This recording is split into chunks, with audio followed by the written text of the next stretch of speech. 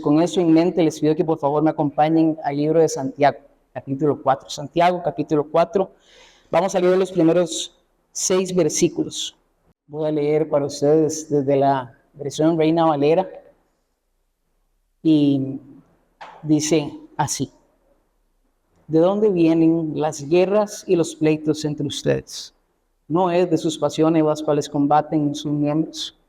Codician y no tienen, matan y arden de envidia y no pueden alcanzar, combaten y luchan, pero no tienen lo que desean porque no piden. Piden y no reciben porque piden mal, para gastar en sus deleites. Oh, almas adúlteras, ¿no saben que la amistad del mundo es enemistad contra Dios? Cualquiera, pues, que quiera ser amigo del mundo, se constituye enemigo de Dios. ¿O piensan que la Escritura dice en vano, el Espíritu que mora en nosotros nos anhela celosamente? Pero Él da mayor gracia. Por esto dice, Dios resiste a los soberbios y da gracia a los humildes. Oremos. Padre Celestial, te damos gracias, Señor, por tu gracia, bondad y misericordia, Señor, para poder estudiar tu palabra, para juntos reunirnos, Señor, y como cuerpo de Cristo, con Él como cabeza, podemos adorarte. Dios, Padre, te rogamos que en esta mañana, Señor, toda preocupación, inquietud, ansiedad, temor, pueda ser llevado a Cristo y descansar ahí, Padre, y que nuestros corazones tengan consuelo, paz y gozo, sabiendo que el Dios Todopoderoso y el Dios Soberano tiene control de toda nuestra vida, aun cuando parezca que no es así para nosotros, Señor. Te rogamos, Señor, que podamos tener corazones dispuestos a escuchar tu palabra, Padre, para que podamos aprender, Señor, qué es lo que dice sobre nuestros corazones y cómo, Señor, esperar vos que lo tratemos. En Cristo Jesús, Señor, pedimos estas cosas. Amén. Entonces, le tengo una pregunta a los más pequeños, a los chicos. Y necesito que piensen una vez que hayan querido algo tanto, que se hayan enojado por no tenerlo. Piensen una vez que hayan querido algo con tantas ganas que al no obtenerlo se hayan molestado. Si ya lo pensaron y a alguien le gustaría compartírmelo. Esteban. Un carro Hot Wheels gigante. Y lo querías con todas tus ganas. El Hot Wheels Garage, todo el set. Y tenías tantas ganas y cuando no lo tuviste, ¿qué pasó?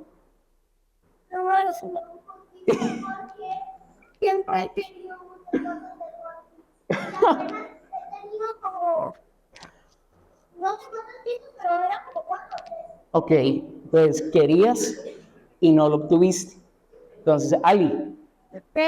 Un perro. Una mascota, un perro. Y que lo querías tanto, pero no lo has obtenido. ¿Y qué pasa cuando te enfrentas al que no lo puedes tener? Uno se enoja. Uno a veces hace un berrinche y se molesta. Eso pasa. Okay. Excelente. Entonces hoy vamos a ver un poco de qué es lo que pasa cuando llegan esos conflictos a nosotros.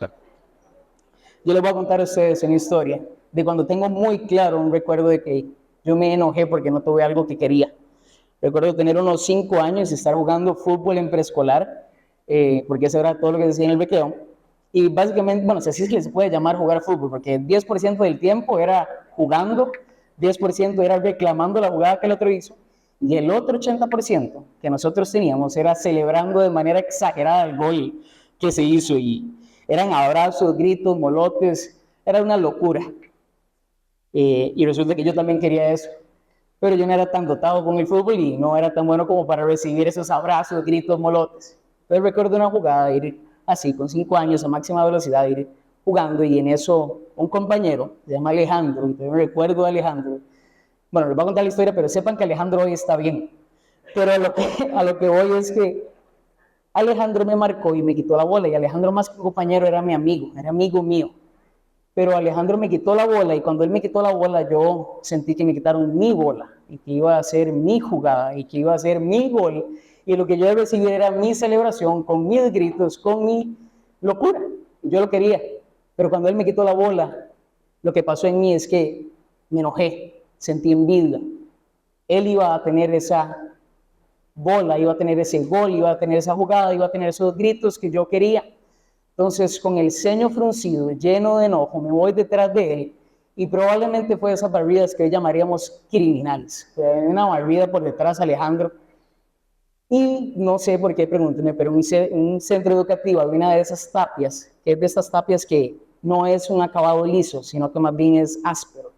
Y ahí se salen las piedritas también. Resulta que en esa barrida me abrí detrás de Alejandro, se cayó y pegó la cabeza en la tapa y empezó a sangrar y a sangrar y a sangrar.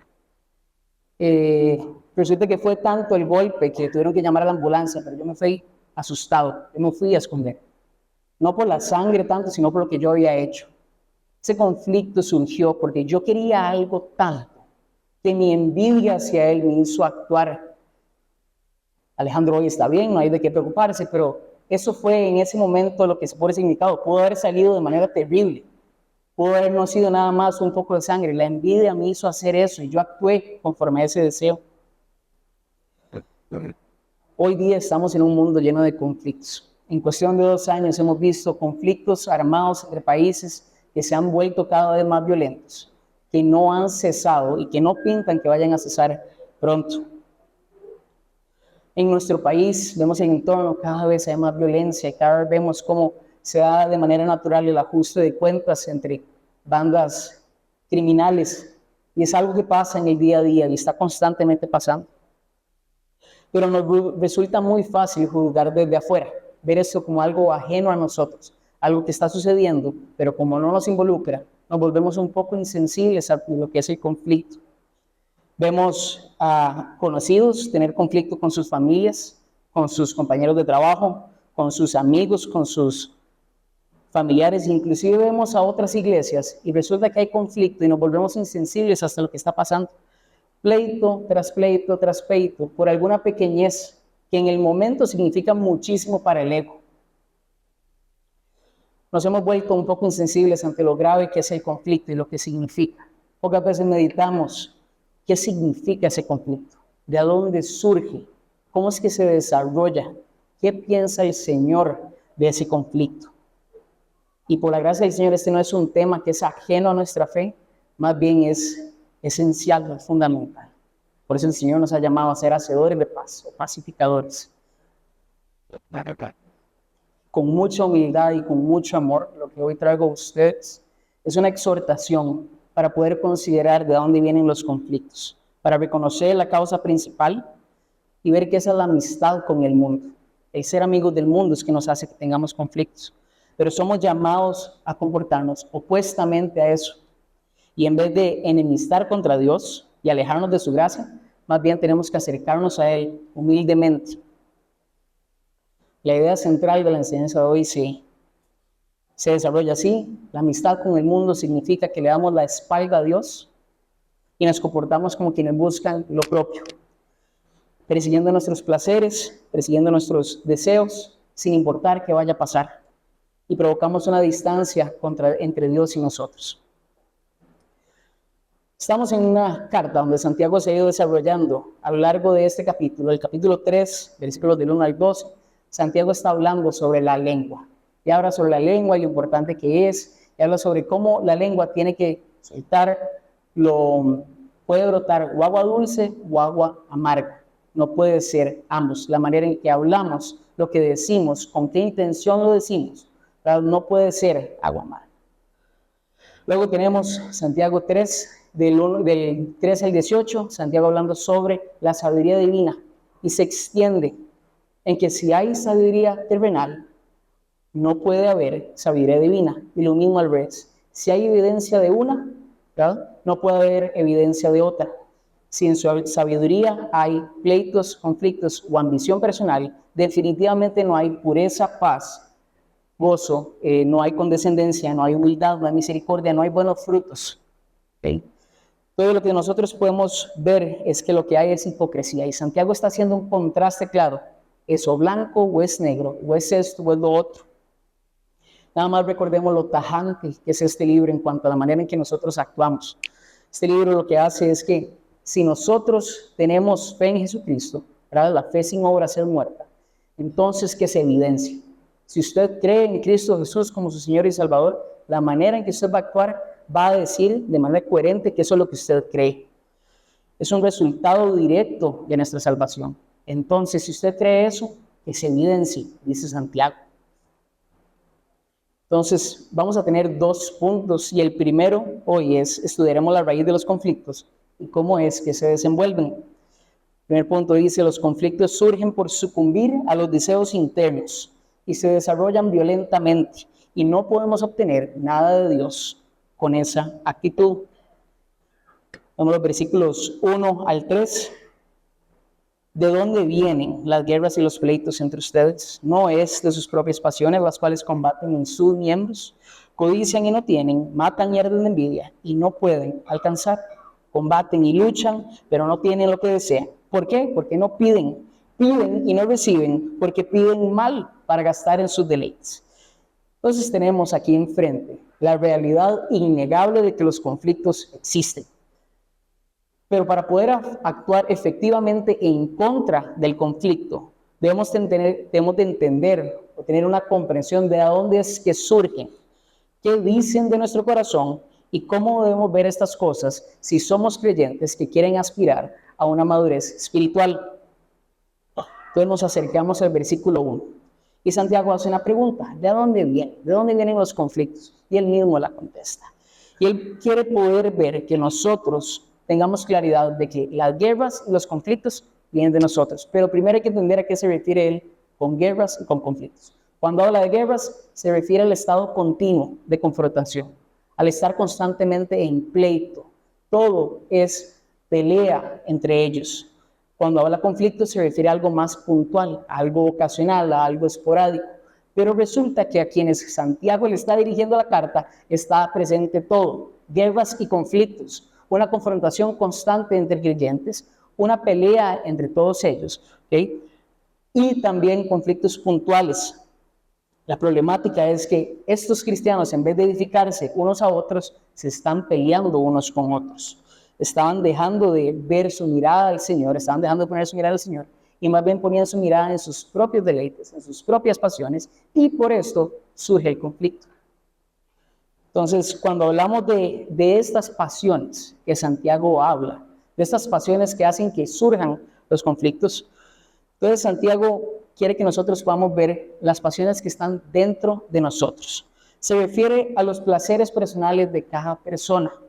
Se refiere a que nosotros perseguimos un deseo sin ningún refreno, nada más buscando lo que nos puede llegar a satisfacer o pensamos que nos va a llegar a satisfacer.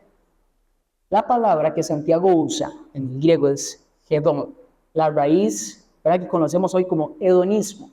Si han escuchado la palabra hedonismo, es una doctrina que lo que busca es que el placer es el fin supremo de la vida. Su único propósito es que haya placer en su vida. Implique lo que implique, ¿verdad?, sea lo que sea.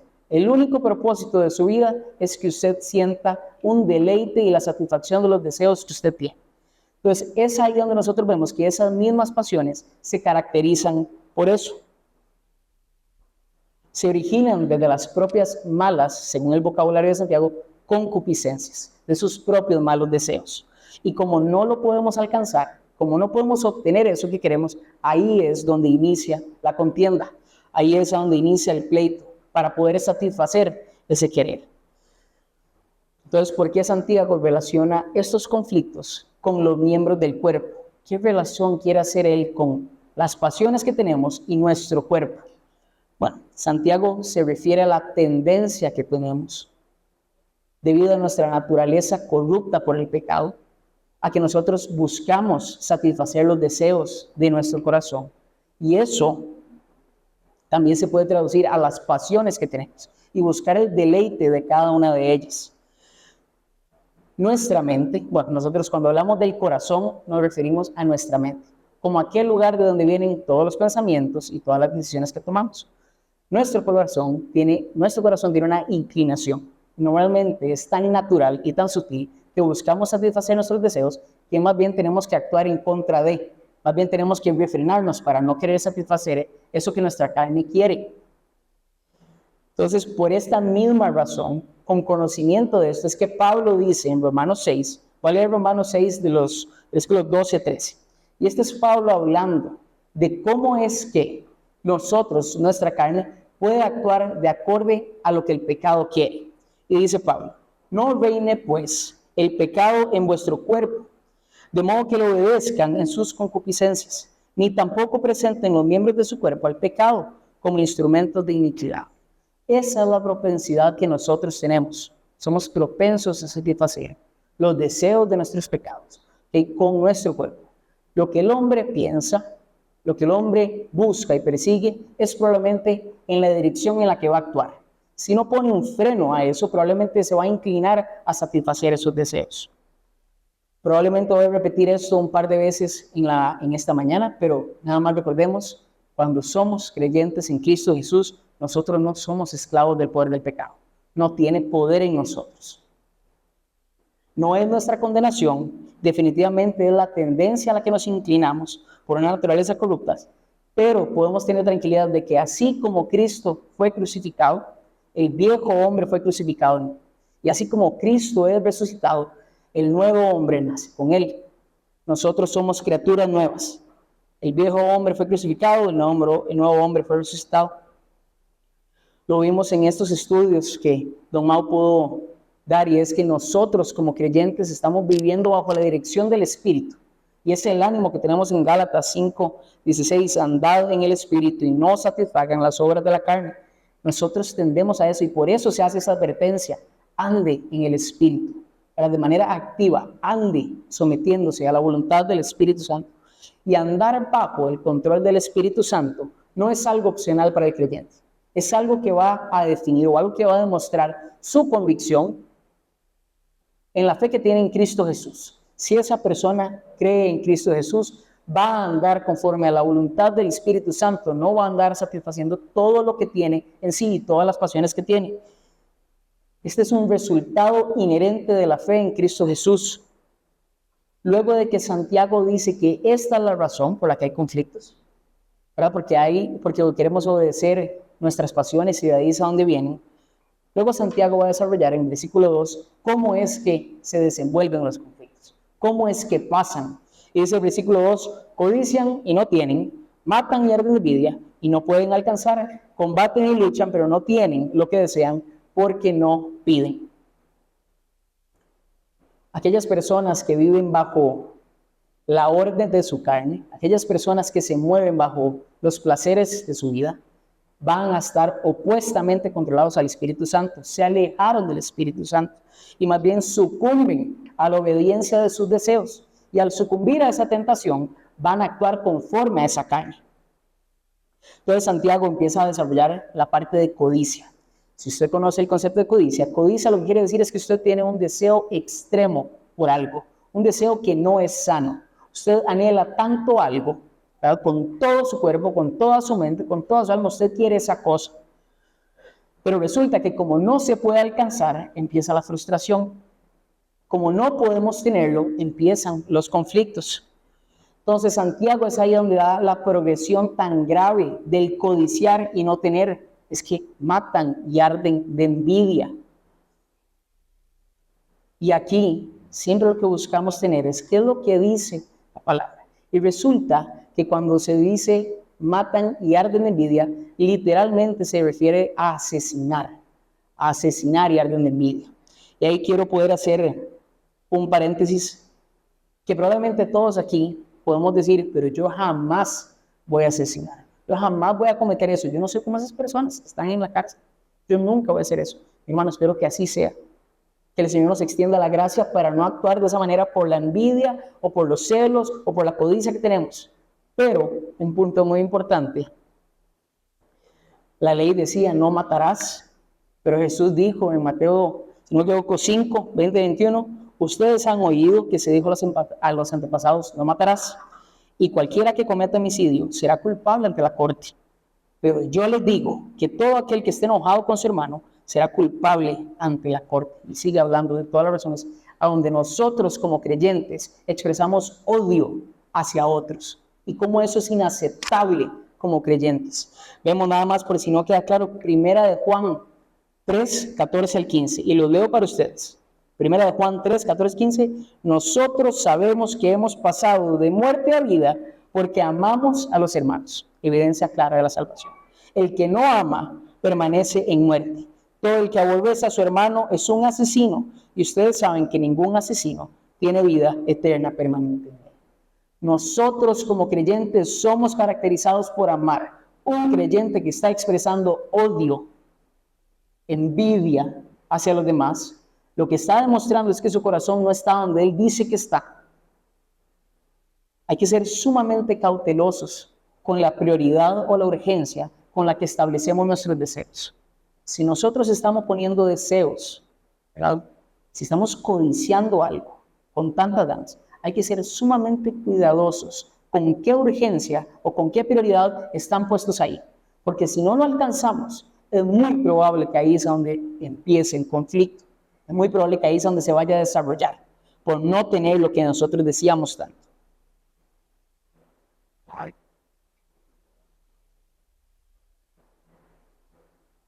Santiago les termina diciendo en ese mismo versículo, no tienen porque no piden.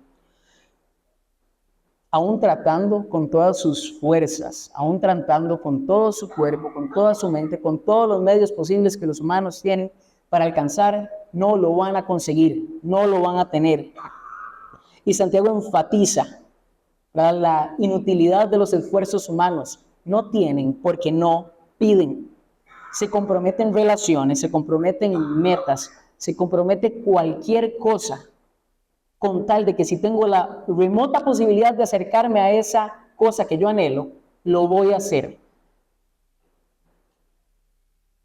Pero Santiago lo que está viendo es que no están pidiendo, no están viviendo en una vida de oración, no están pidiéndole a Dios.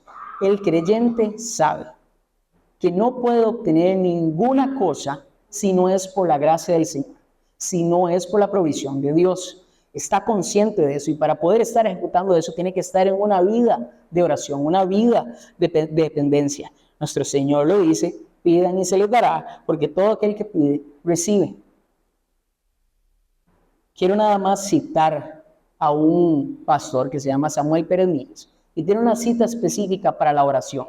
Quiero que pongan atención a lo que él dice, porque esto dice algo de nuestra dependencia del Señor. Y dice, el creyente que ora, primeramente pide. Pedir tiene que ver con la misma acción que un mendigo sin ningún tipo de recurso propio extiende una mano esperando a que alguien deposite una caridad en ella. El que ora entiende claramente que solo de Dios viene toda buena dádiva y todo don perfecto. Definitivamente en nuestra oración, cuando nosotros le pedimos al Señor, ¿verdad? Por medio de la adoración, por medio de la confesión, por medio del agradecimiento en nuestra oración, suplicamos al Señor, suplicamos, reconociendo que Él es el único que lo puede dar, reconociendo que es el único que lo puede proveer, sabiendo que es el único que puede permitir que nosotros logremos algo útil en esta vida. Solo de Dios viene eso, no viene de nuestro esfuerzo. Y Santiago, probablemente con la sabiduría que el Señor le da, inspirado por el Espíritu Santo, dicen, piden y no reciben porque piden mal para gastar en sus deleites. Él ya sabía que le iban a decir, no, pero yo sí estoy pidiendo. Sí, pero estás pidiendo mal. Estás pidiendo para gastar en sus propios deleites. ¿Cómo es que se ve pedir mal? Cuando nosotros como creyentes estamos buscando nada más nuestra exaltación, la satisfacción de las cosas que tanto queremos, que tanto anhelamos, nosotros nos alejamos de la voluntad del Señor. Cuando nuestra petición está alineada a la voluntad de Dios, cuando nuestra petición busca glorificar al Señor en todo, esa petición está siendo una petición efectiva. Pero cuando nosotros pedimos para nada más tener lo que nosotros tanto queremos según los preceptos del mundo, cuando nosotros tanto alineamos según lo que este mundo le ve ganancia, valor y riqueza, nosotros nos estamos alejando de la voluntad del Señor. Cuando nosotros pedimos en el nombre de Jesús, pedimos conforme al agrado de su voluntad, conforme a su propósito para nuestra vida. Si nosotros tenemos claro que nuestro propósito en esta tierra es glorificar al Señor, nosotros vamos a pedir conforme a esos propósitos. Vamos a pedir de acuerdo a esa meta, glorificar al Señor. Pero si ese no es nuestro propósito, y mi propósito máximo es lo que yo estoy codiciando, ese trabajo que quiero, esa cosa que tanto anhelo, ese momento, esa casa, todo, y lo que yo no estoy haciendo es buscar glorificar al Señor con todas mis fuerzas, probablemente yo me estoy alejando de la voluntad del Señor. No está mal pedirle al Señor por estas cosas. La cosa es con qué anhelo nuestro corazón se está dirigiendo al Señor. Está codiciando un deseo extremo, insano, para poder obtener eso. Y es ahí donde nos preguntamos, ¿cómo le estamos pidiendo al Señor? Nosotros sabemos que esta vida probablemente nos depara el mismo, bueno, jamás el mismo, pero así como Jesús sufrió, nosotros probablemente vamos a sufrir acá. Nosotros no vemos el mismo valor que el mundo ve, en lo que esta vida ve, en lo que este mundo ve, en riquezas, en cosas, en valores, sino que nosotros sabemos que vamos a pedirle al Señor sabiduría y fuerza para poder sobrellevar cada una de las cosas en las que nos vamos a enfrentar. Cuando pedimos no es buscar la gloria propia, es buscar la gloria del Señor. Y en este primer punto, cosas que nos tenemos que preguntar para saber cómo se ven en nuestra vida. Y si puede anotar estas preguntas, medite en ellas y piense a lo largo de este tiempo, ¿con cuánta frecuencia estamos lidiando con conflictos en nuestro caminar? ¿Cada cuánto estamos teniendo conflictos unos con otros? De esos conflictos podemos discernir los motivos, puedo entender de a dónde vienen, qué deseo busca satisfacer. ¿Qué es lo que está provocando que yo esté llevando eso a un conflicto? Hay pasiones en mi corazón que están provocando frustración. ¿Hay alguna razón por la que yo me esté frustrando tanto que como no lo puedo conseguir, inicia el conflicto? ¿Qué cosas son las que me están frustrando? Y pensamos en Filipenses 2:3 que dice, nada hagan por contienda o vanagloria, antes bien con humildad, estimando cada uno a los demás como superiores a él mismo. Las luchas y los conflictos paran cuando usted ve a los demás como mayores a usted, cuando usted actúa con humildad. Cuando el creyente estima a los demás como superiores a él mismo, es ahí donde frenan los conflictos. Otra pregunta que nos tenemos que hacer es, ¿cómo estamos orando? ¿Qué estamos pidiéndole al Señor? ¿La gloria de su nombre es mi mayor propósito o detrás de qué me estoy yendo? El creyente que es maduro sabe que al orar pide porque estamos necesitados de Dios. No hay otra manera. Nosotros somos insuficientes. Nosotros somos incapaces. Solo tengamos en mente que nuestras peticiones, por medio de ellas busquemos glorificar al Señor, exaltar su nombre y no beneficiar nuestro propio caminar. Pedimos al Señor que cada día nos alinee más a su voluntad, que el propósito de nuestra vida sea exaltar su nombre.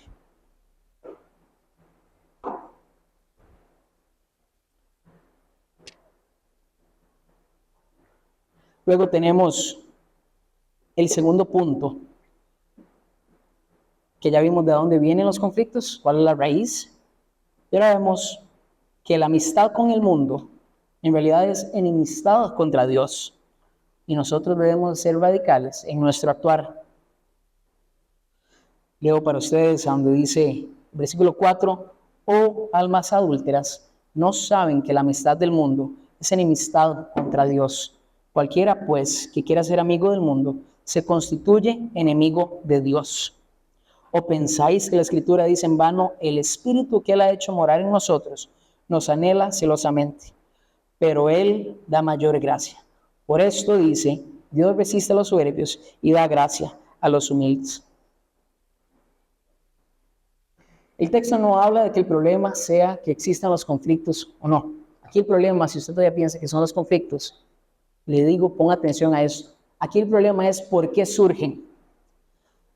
Es por el comportamiento que busca lo propio. Es el comportamiento que busca satisfacer cada uno de sus deseos, así como se comportan en el mundo. Y eso es lo que vamos a llamar amistad con el mundo. Es tan natural que por eso debemos de luchar en contra de ese sentir. Por eso debemos de ir en contra de esa naturaleza. Nosotros podemos ver que Santiago se refiere directamente a esto como adulterio. Entonces, ¿por qué Santiago hace una referencia a adulterio? Les dice, oh, almas adúlteras. Así como cuando habló de la lengua dijo, es o agua dulce o agua amarga, no ambas. Y luego dice la sabiduría, es sabiduría terrenal o divina, no ambas. Ahora les dice, es Dios o es el mundo, no ambos. Y es así como Santiago lo va progresando y lo va estableciendo. Entonces uno se pregunta, ¿no se pueden desear dos cosas simultáneamente? No, señor. Imposible, no hay chance de querer dos cosas al mismo tiempo. En la búsqueda de una cosa, perdemos la búsqueda de otra. Y así es como va a ir sucediendo. Así como un esposo le tiene que ser a su esposa fiel y únicamente a ella, Santiago quiere que nosotros nos preservemos así de fieles al Señor, en que no seamos almas adúlteras. Si yo deseo al mismo tiempo una cosa que deseo otra, lo que se está reflejando es el adulterio en mi corazón. Lo que se está reflejando es ese mismo sentir de querer dos cosas y no querer ninguna al mismo tiempo. Lo vuelvo a decir, y no se canse de escuchar esto, como creyentes en Jesucristo. Si nuestra fe está puesta en Cristo como Señor y como Salvador, nosotros somos libres del pecado. Entonces le voy a pedir algo extraño, que nunca se hace, pero le voy a pedir que después de cada verdad que usted escuche, diga amén. ¿Ok? Somos libres del pecado. Amén. Por la gracia del Señor, somos habilitados para poder andar en el Espíritu Santo conforme a la voluntad del Señor. Amén. Somos llamados a andar en pureza y en piedad. Amén. Fuimos crucificados con Cristo, pero también resucitamos con Cristo. Amén. Todo fue hecho nuevo. Amén. Si nosotros creemos cada una de estas verdades, somos criaturas nuevas o andamos como criaturas nuevas, ¿cómo es posible que andemos conforme a la amistad con el mundo? ¿Por qué nos asemejamos a aquellos que están allá afuera, decimos allá, con tanta soberbia, con tanto orgullo? Estamos comportándonos igual.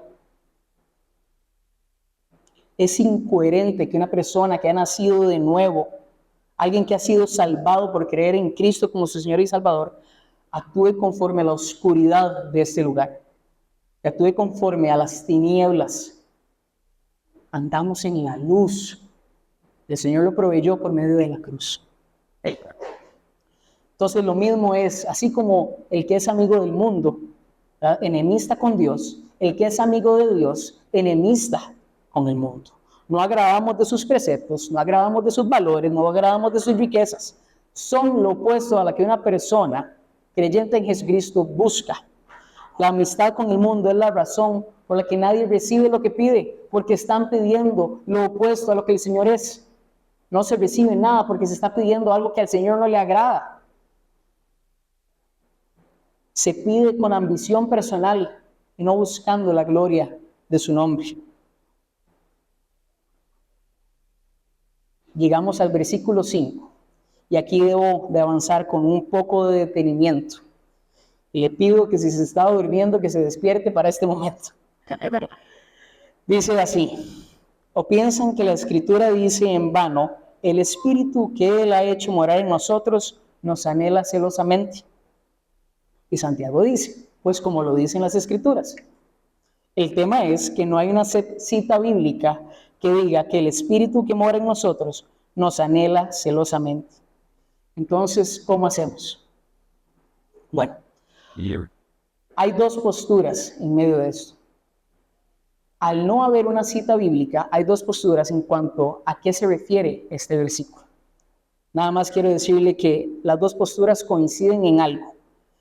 Las dos posturas dicen que el texto se está refiriendo a la enseñanza general de la Biblia, a que la Biblia enseña que el Espíritu que Él ha hecho morar en nosotros nos anhela celosamente. Que la Biblia enseña eso en continuo, que esa es su enseñanza en general. Pero quedan dos posibilidades en cuanto al significado del texto.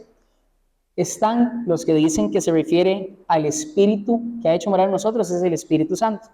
Y están los que dicen que el espíritu que ha hecho morar en nosotros es el espíritu humano. Entonces voy a explicar cada una con detenimiento y vamos a ver qué es lo que el texto quiere decir. Los de la primera postura se refieren a que los que creen que es el Espíritu Santo apelan a que Dios es un Dios celoso de su pueblo y que ha puesto al Espíritu Santo, que nos anhela celosamente, para vivir para Él y para su gloria. Argumentan que se debe entender como que Dios nos ama intensa y exclusivamente y que por eso no podemos ser amigos del mundo. Luego están los que piensan que se refiere a la segunda postura, que es el espíritu humano. Ellos piensan así porque resulta que en el texto original en griego no está escrito con E mayúscula, se escribe una E mayúscula. Entonces, como diciendo que es Espíritu Santo, pero ellos dicen eso no fue escrito con E mayúscula, se refiere al espíritu humano. Entonces, más bien lo que ellos proponen es que no hay una referencia al Espíritu Santo, más bien que se refiere al espíritu terrenal o humano en nosotros. Y que justo por eso el espíritu que Él ha hecho morar en nosotros nos anhela celosamente y por eso se inclina a la satisfacción propia de sus deseos, como un alma adúltera. Se refiere a que ese espíritu anhela celosamente la satisfacción de sí mismo y por eso debe tener cuidado con el querer amistar con el mundo. Si su mente está confundida, no se preocupe. Ninguna de las dos posturas contradice el mensaje general de la palabra. Dios nos ama celosamente y quiere que seamos suyos, no quiere que seamos amigos del mundo. La segunda postura, el espíritu que está en nosotros tiende a lo propio, quiere agradar al mundo y por eso la advertencia, que nosotros no seamos amigos del mundo. Entonces, antes de llevarnos la cabeza llena de información, ¿cómo podemos ver esto? Nosotros debemos ser cautelosos con amistar con el mundo. No es algo que nosotros tenemos de buscar. Y aquí lo que estamos diciendo al exponer ambas posturas no es que cada quien tiene su verdad y sí. Ánimo a buscar en la palabra, ánimo a estudiar la palabra y que este sea un ejercicio constante de estar meditando en Él, estar meditando en el Señor y qué es lo que Él nos quiere decir. Pero ya sea que usted tenga una postura donde usted cree que es que Dios nos anhela celosamente y no quiere que seamos amigos del mundo, o tenemos un espíritu que tiende a la carne y más bien debemos de ser cautelosos de ser amigos del mundo, podemos tener claridad que la palabra no deja de ser la palabra, podemos tener la claridad de que la idea que Santiago está diciendo no cambia, es la misma. Les está advirtiendo, tengan cuidado con comportarse como aquellos que son de este mundo. Lo advierte con el mismo celo, con tanta contundencia como lo dijo con la lengua, como lo dijo con la sabiduría, lo dice finalmente al cierre de esta progresión. El creyente no debería de ser amigo del mundo. Punto. Y es por eso que cuando llega al versículo 6, dice, pero Él da mayor gracia.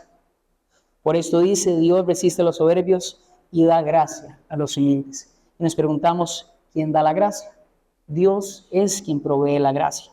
Y según lo que desarrolla Santiago, Dios agrada de unos, los humildes, y al soberbio se resiste.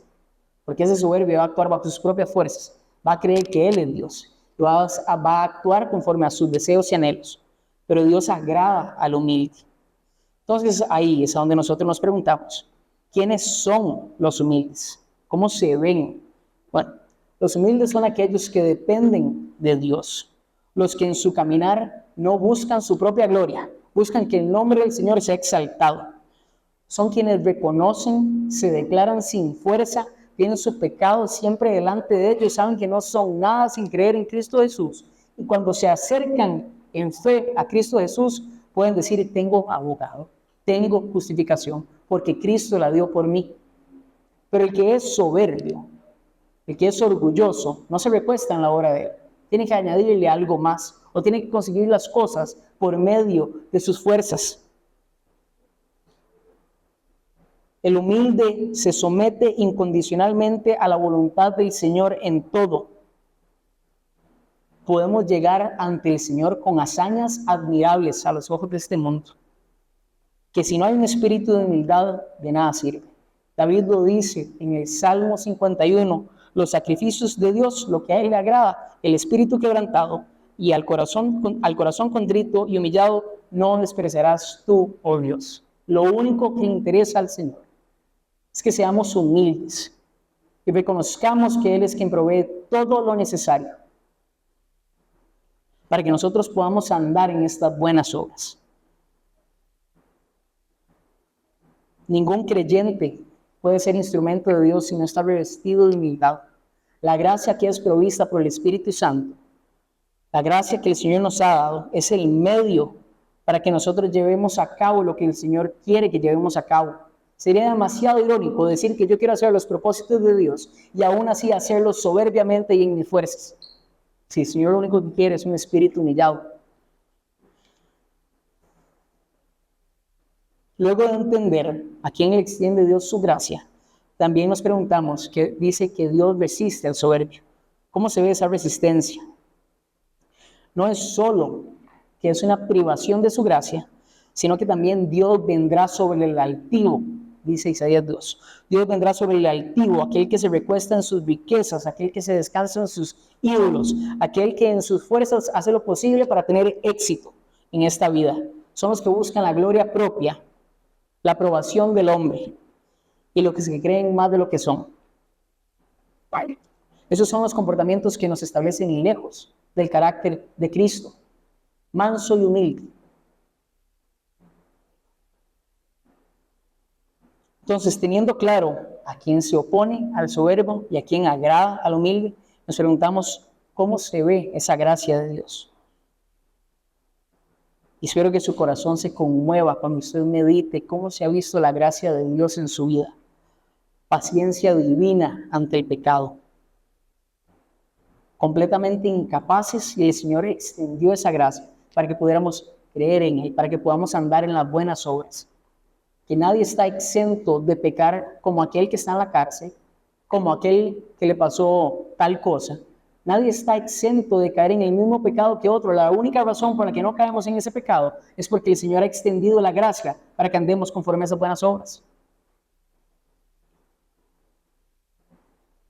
Entonces, ante esto, mis hermanos, nos tenemos que preguntar varias cosas.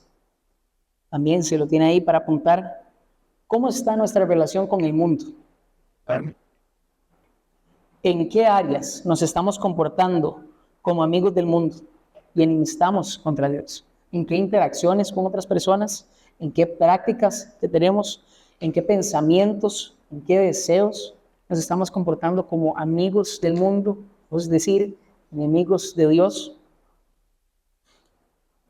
Y por otro lado nos preguntamos, ¿hay alguna ocasión donde yo estoy actuando con soberbia?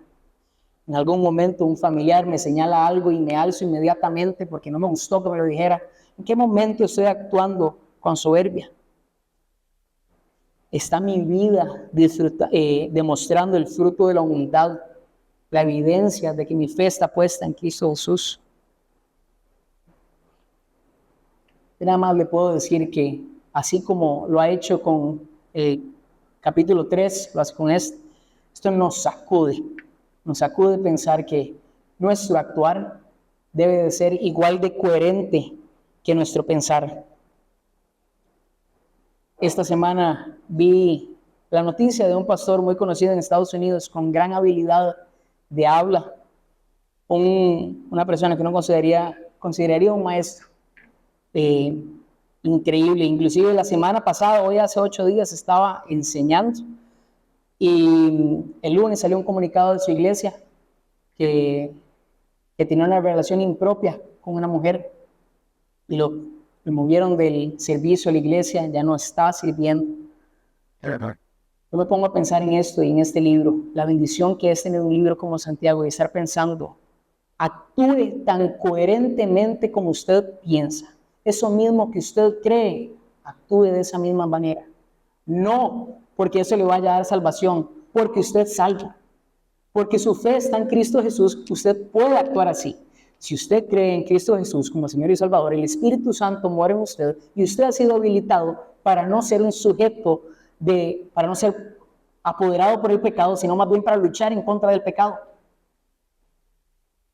No importa cuánto estemos aquí hablando, Si el corazón no está actuando conforme a la voluntad del Señor, de nada sirve una cabeza llena, de nada sirve una persona elocuente, de nada sirve hablar, decir, enseñar, si ese corazón no está rendido humildemente ante el Señor, reconociendo que no es nada sin la gracia de Él. Si nosotros no reconocemos por siempre el pecado que está delante de nosotros y tenemos que humillarnos constantemente ante el Señor y pedirle, Dios, dame la gracia, Dios, dame la gracia para poder sobrellevar esta lucha, Dios, dame la gracia para no actuar conforme a este mundo. Nosotros no vamos a estar cayendo en estas cosas. Nadie está exento. Aarón siempre me recuerda esto, nadie está exento. Cualquiera puede caer en eso. Sí, definitivamente cualquiera puede caer en eso. La única razón por la que no caemos es la gracia del Señor. Es la única. Usted no es tan carga, usted no es tan pipa, usted no es tan bueno. Solo hay un motivo por el cual usted y yo no actuamos conforme a este mundo y es la gracia del Señor en nosotros. Dios da gracia a quien, al humilde. Seamos humildes. No actuemos como los soberbios. Actuemos en congruencia con lo que creemos. Cuánta gracia da Dios al humilde. Pidámosle al Señor que nos permita andar conforme a esta verdad. Tenemos un espíritu que tiende a la carne, que se va a inclinar a la amistad con el mundo. Eso es lo que va a desear. Pero por eso mismo tenemos que actuar, tenemos que luchar para que no obedezcamos a esa tendencia, para que podamos andar conforme a su voluntad. Acompáñenme en oración. Padre Celestial, te damos gracias, Señor, porque tu palabra, Señor, es viva, es eficaz y penetra como espada de doble filo hasta lo más profundo de los huesos, Señor, Padre. Y cuando vemos estas cosas, Padre, cuánta gracia, Señor, nos has extendido a nosotros, Señor, que hoy podemos actuar conforme a tu voluntad solo porque así lo has permitido, Señor. Pero, Señor, este ánimo para meditar cómo nos estamos comportando como amigos del mundo, Señor, y enemistando contra vos, Señor, que podamos ser tajantes, que podamos ser radicales, Señor, que podamos actuar de acorde a la voluntad de tu palabra. Señor, fuimos salvos para poder andar en las buenas obras, para la alabanza de la gloria de tu gracia, Señor. Que en esto podamos descansar y que en eso, Señor, podamos hallar un gran consuelo, Señor. El propósito de nuestra vida, Señor, es tu gloria. Y que cuando te oremos, Señor, te pidamos todo, Señor, lo necesario para que ese propósito se vea satisfecho en nuestro caminar. En Cristo Jesús te pedimos esto. Amén.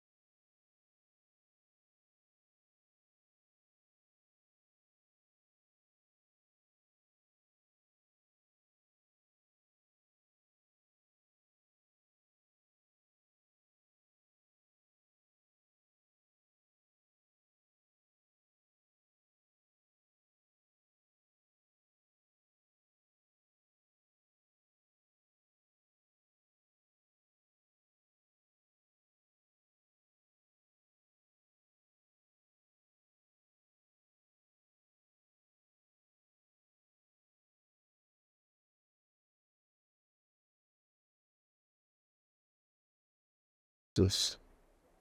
Amén.